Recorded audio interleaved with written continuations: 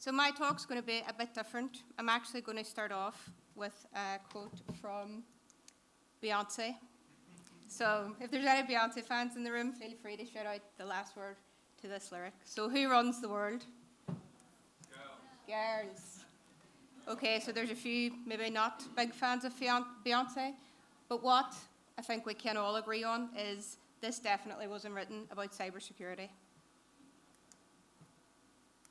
According to the ISC2 cybersecurity workforce study, for every one female, there is 3 males in cybersecurity. And that's really disappointing because women have been in cybersecurity from the 1940s. You know, we're code breakers, we go way back. But it's no secret that the culture and the perceived stereotypes within cybersecurity are contributing factors to this gap, and that the gender gap reinforces the skills gap that we're also facing. So how do we start to close these gaps? How do we create a more diverse and inclusive future?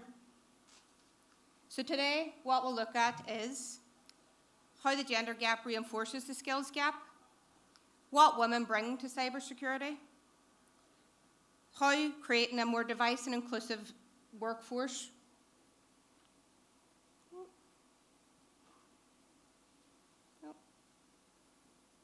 can benefit us all, sorry, lost my place there, and what government are doing to close the skills and gender gap, and what we can do, each one of us in this room, right now, to start to close this gap and create a lasting cultural change. So my name is Bronagh Healey. I'm a Security Awareness Delivery Lead for HMRC. I have a technical background. I graduated in 2011 from the University of Ulster with a degree in Multimedia, Computer Software and Design. During that time, I worked in Labrooks, and I was a manager. So Labrooks is a betting shop for anybody who doesn't know. And I'm mentioning this because it's where I actually developed my softer skill sets. And it's only looking back now that I realised that I was building soft skills. At the time, they didn't feel soft.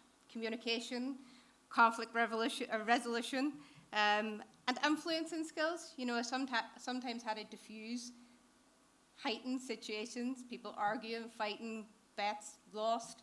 So you can imagine at the time it didn't feel like I was creating soft skills, but it is looking back now that I see that that's where I actually developed my leadership skills and flourished into the person that I am today. So I joined government 5 years ago, and after I graduated, I worked in various technical and cyber roles. I worked for Seagate Technology, I trained with Microsoft, IBM, and then I came to government security 5 years ago. What I do in government security is not technical at all. I'm a security awareness lead, so we educate people. So I would say 75% of my role is using the skills that I learned in Labrooks. Not my degree that I'm still paying off. So this is what we'll start looking at today. So the skills gap. So 3 million worldwide at the minute. It's widely reported. We're always looking at, you know, who can fill these technical roles. The softer skills are often overlooked. And according to the study here, this one's one behind, sorry. The ISACA study report, the skills gap amongst cyber professionals. The number 1 skills gap is the soft skills. So I'll bring it back to the 1 and 3. For every 1 woman, there is 3 men. And at that, for every woman, for the 3 men, we almost do the same skills, we almost do the same jobs. The research shows that there isn't much variation in our responsibilities. But what women do bring to cybersecurity is a higher level of education. So we have more degrees, we have more professional qualifications than our male counterparts. And research suggests that women use softer skills better, and more of us are in leadership roles. So what do women bring to cybersecurity? So it's a common misconception that cybersecurity professionals spend their days writing code, or that computer science expertise is essential to getting a job and succeeding in this industry. But like I said, women use softer skills better. So what we can bring, I'll not go through them all here, conscious of time, I don't want to get a red card. So, like I said, we bring higher levels of education, more professional qualifications, leadership skills, coaching and mentoring. We have attention to detail, and we often see the bigger picture. Communication skills, problem-solving skills. We add diversity of thought to what is a male-dominated industry.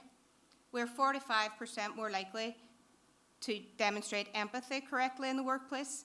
We're good at conflict resolution, and overall, having a diverse team and workforce will increase overall employee well-being.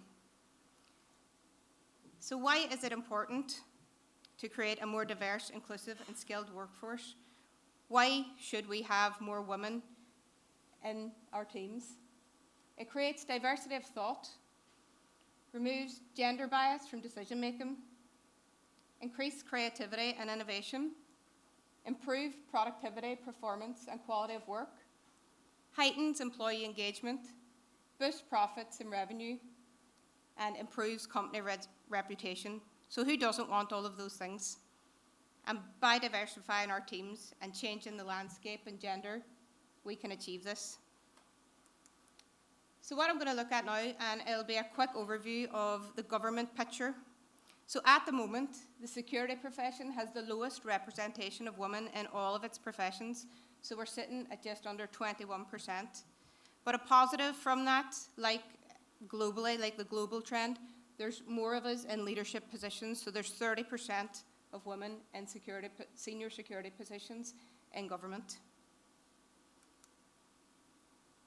So we'll look now across the board at what government is doing to close the skills and gender gap in security. So I'm going to start off. I'm not going to cover everything on this, as you can see, I'll not have time. But what I've done is I've highlighted some of the things that are happening in-house in different government departments. So if we're looking at the overarching strategy and policy, obviously there's the National Cybersecurity Strategy and the Cybersecurity Ambassador Programme that goes sector-wide. The government security profession, they have their own team now that is diversity and outreach team. And what they're doing is working to close the skills and gender gap in each department. They're looking to not only change recruitment, how we train and retain our staff, but also how we attract our staff, how we attract our future staff. So it's outreach programs, community work. The government supported programs, so the government, the HM government, support the Cyber Security Council, the CybOC, and they also fund and run empowerment programs. So Empower Women to Lead Cybersecurity is one that is in connection with Tech UK, and I actually start the program tomorrow, so I have a full week of conferences. I'll not be sitting in front of my computer this week. And I think these two are the most important things that we think that we should be thinking about in government and in industry. And I know it's across the initiatives here across the sector. So the outreach programs and the pipeline. So we're creating the talent of the future. So the government, we're in partnership with the Cyber Hub Trust and Cyber Explorers. So this is aimed at school children. They're getting early integration going into schools and saying, look, you can have a future in security. The NCSE Cyber First program, so this is something that I wish that was available when I was small. It has some really good stats. I'm just going to read them here so I don't get them wrong. So it's aimed at girls in year 8. Sorry, the Cyber First program is aimed at all school children, but they do have a girls competition, and it's aimed at girls in year 8. It's reached over 65,000 girls and has helped to inspire and enthuse more girls to think about making technical study options, including computer science, their choice, their career path. They do have a bursary program then that complements their apprenticeship. And what they have seen is that 60% of the girls who NCSE made offers to study and receive the bursary were involved in the Cyber First programs. So that's going full circle of their secondary education.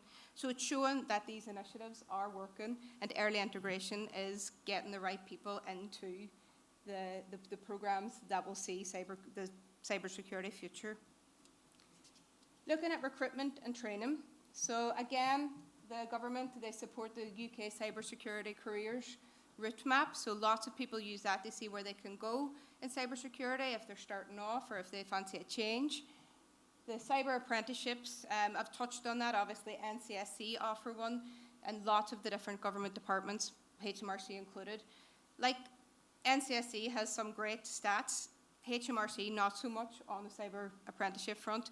From 2018, we have had 18 people come in to the programme, 17 male and 1 female, which is, again, pretty shocking. But we are, like I said, we are working on it to change this. We did find that when women got through to the interview stage for this programme and they realised that it was on camera, obviously over COVID, we had lots of people drop out. So what HMRC have done is they have created a booster programme, and what that does is it's like a confidence programme to get these girls up to scratch with their self-confidence to actually sit in front of the computer and deliver a good interview. So we are moving in the right direction. Recruitment and training reform. So this, again, is happening sector-wide. It is looking at putting the change of language in job descriptions, widening the skills that are needed, not just focusing on technical skills, but looking at the softer skills that we mentioned earlier. When we're getting these women into places, we're looking at doing female-focused training and mentoring programs. So we've looked at sort of what's happening on a strategic level, training, outreach, early integration, but change starts with you, and every one of us in this room can make a change to see the gender gap close, and I think everybody in this room would want to see the skills gap close with that. So there's an ask of everyone, so I'm going to start with the females first, and it's clear from what I'm saying, there is a few of us scattered around here, but the stats do speak for themselves. What can we do now? What can females do? Role modelling is a massive part of making sure that there is a future for women in security. It's me standing on this stage, fumbling, making mistakes. It's put myself out there to say, you know, I'm in this job and I'm owning it. You can too. And it was a massive part of when I was sort of growing up. Like I said, I would have loved the Cyber First programme. But I then did see people come into my schools, talk about it was more science, technology, it was never cyber, it was never security.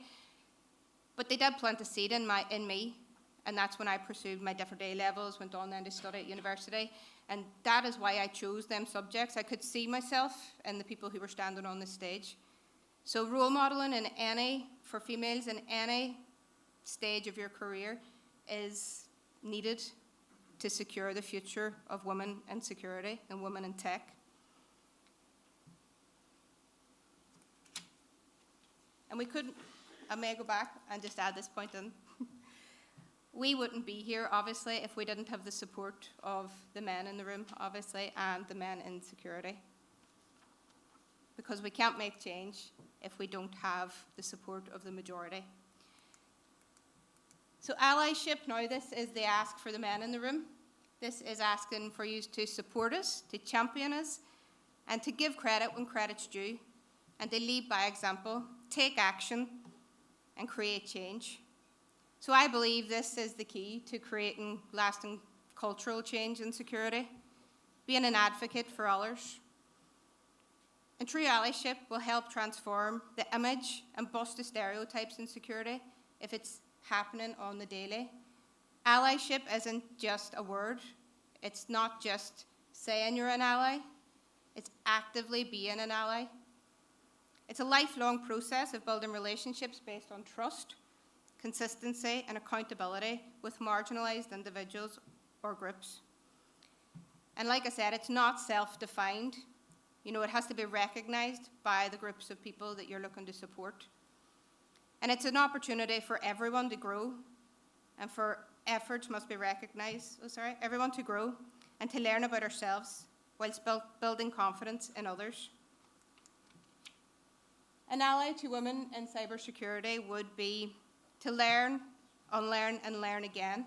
So this is where we look at the historical harm and the intergenerational impact, unlearn biases from history and cultural marginalisation, and relearn from new perspectives. So talk to the women in your team, ask them how they feel, ask them how they feel represented in the workplace and the industry as a whole. Recognise and overcome microaggressions. So I was actually at a talk last week, and one of the girls was giving a talk, and it was on microaggressions, and she said the biggest one for her, and it's tiny actually, is when you walk into a room and someone says, "Hi guys." You would never go up to a girl or a female and say, "Oh, hi guy."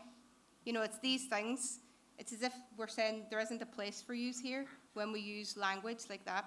So it's just small things that make a big impact if you create the change. Advocate for people. Step up every day. Make a difference. Be the person that you would want your daughter, your sister, your niece, your girlfriend, your partner, your wife to have in the workplace.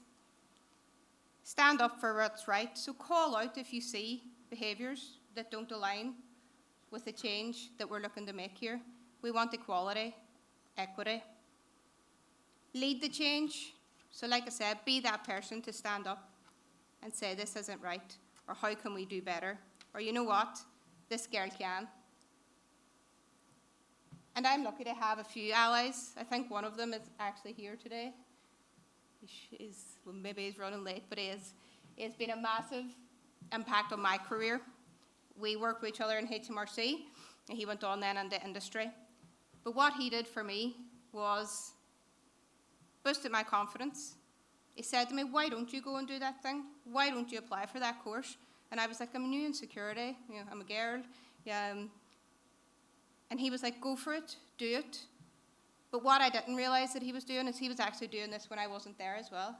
He was mentioning my name in rooms of, directors and government. He was saying, "Bronagh's quite good. Why don't you give her a try?"